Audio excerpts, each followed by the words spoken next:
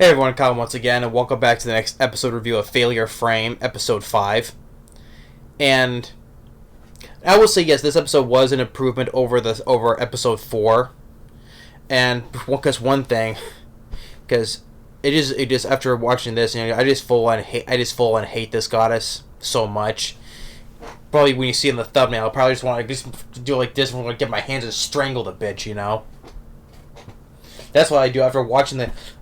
I think he's probably one of the most hated goddesses. Well, not just as a goddess, though, but just like characters I've seen for a while, because she is so aggravating to me. I just feel like I just want to jump through that screen and just strangle her, But yeah, just like, jeez.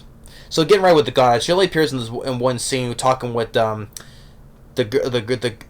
main well, not the main girl that was from Toga's class, Shogo. Just because, they see, because they were in this labyrinth dealing with some skeleton warriors, right, and those cocky jerks, those other infuriating jackasses doing their powers, having fun, ha ha ha ha. And Shogo, helps saving the girls from a fire, and then she's talking with the goddess. The goddess, is so manipulative, while just talking so soft, and once again doing those Wawa tears, those crocodile tears. I'm like, you evil bitch, you lying bitch.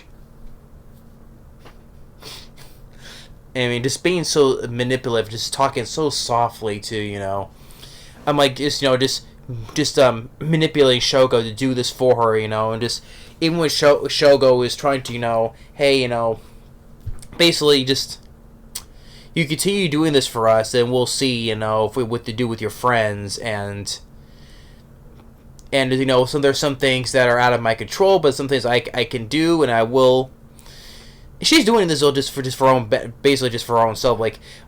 Even when there was certain spells that Toga was talking with Sarah's the Princess Knight, the elf Princess Knight, right? Like they're talking about the forbidden spells, right? And Toga's kind of like, oh, maybe this is forbidden stuff that even the goddess, forbid, because it's probably a threat to her, so he's seeking to uncover. So those spells, and he has to go to the land of golden-eyed monsters, and he wants to hire Sarah to be her bodyguard by paying her with these crystals, crystals of the blue-eyed dragons. First of all, blue-eyed dragons. Are you sure they're not from Blue Eyes White Dragons, right? Because we said from blue-eyed dragons. I'm like, are you sure they're not Blue Eyes from the Blue Eyes White Dragons? That is what immediately came to mind when I heard that. But maybe just really going back with the goddess, I'm like, just so softly trying to calmly talk to Shogo, just like, but being manipulating her to do this stuff for her,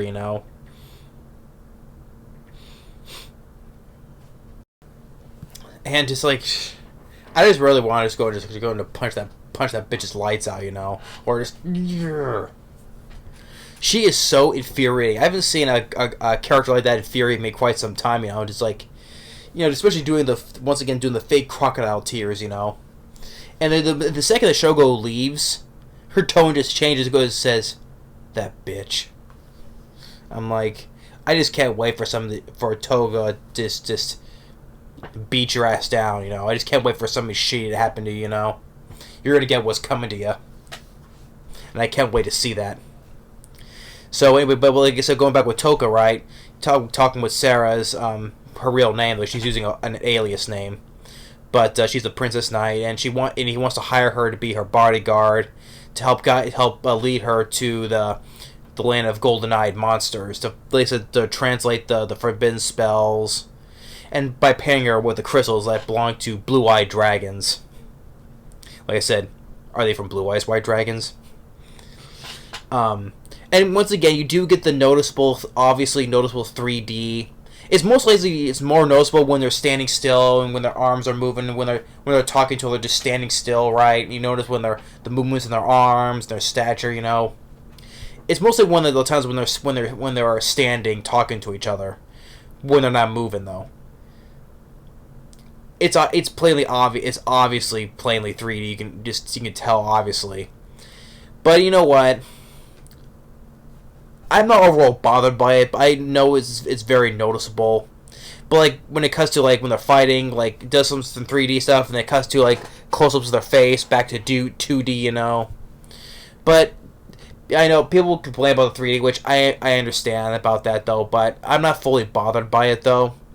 I mean, I know it's due to production stuff, right? Though, but sometimes you do what you kind of do, you know. But I'm not fully bothered by it because I've seen a lot worse, not just in anime, but like in other crappy 3D motion animation stuff. So it ain't the worst I've seen, believe me. But so first she goes like, I can't take this, and he says basically he insists, and so she wants to because he also knows about her, like tells her about he knows about her, who she really is, and what about the spell when he puts on herself to hide her elf ears to look normal. But I think she eventually, ultimately, she agrees to do it, but she has to go do this thing where she sees her reward for receiving that chalice that Toga gave her, but thinking that she's the one who retrieved it. And they were supposed to meet at this certain spot, and Toga sees that she's running late. Probably knows that something has probably happened to her. Which, in case it is, Sarah is running from this guy who's riding this black dragon. And like I said, once again, when it's like noticeable 3D, but when it does show the close up of their faces, like it's 2D, normal 2D, and the guy, the guy kind of like almost gets the upper hands. Like when she falls down, it's like, well, before I kill her, I'm gonna do some stuff to you. If you get me, right? When he notices her, you know, her rack, and then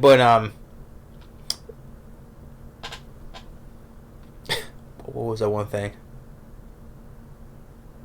Because before that though, she was gonna use some powerful thing, an attack on a creature, and all of a sudden,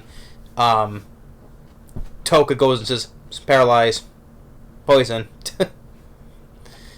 But then but now when the guy is about to do something, you know, he goes and paralyzes the guy and the dragon.